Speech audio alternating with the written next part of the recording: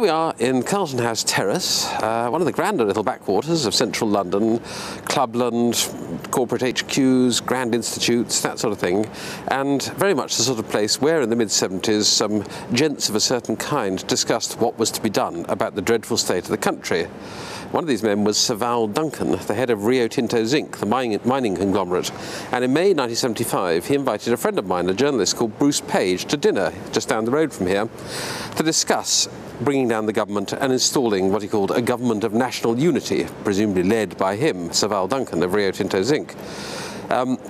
When Bruce got there, Bruce was on the Sunday Times at this time, and he met a couple of other Fleet Street editors he knew, Mike Malloy of the Daily Mirror, Bill Deeds of the Telegraph, and there were captains of industry, Lord Robens, Sir Hector Lang of United Biscuits, people like that, and a few retired generals. And what started it all was Sir Val standing up and saying, "Country is in grave crisis. It's time for us all to tighten our belts."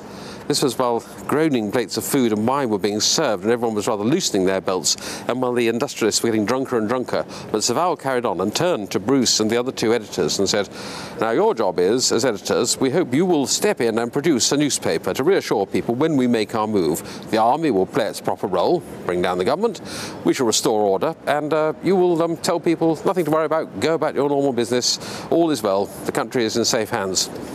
It shows how useless this conspiracy was, like so many of the coups or attempted coups at the time, because both Bruce Page and Mike Malloy, the chap from the Mirror, were members of the Labour Party, and it was the Labour government that these industrialists were trying to bring down. So Bruce and Mike left.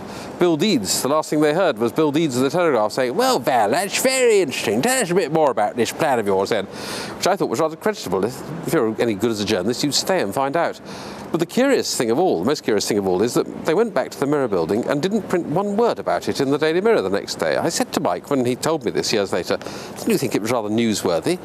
Industrialists planning to bring down government?" He said, "Well, now you mention it, I suppose it was. But at the time, it just seemed par for the course, really. These things happened all the time," as indeed they did.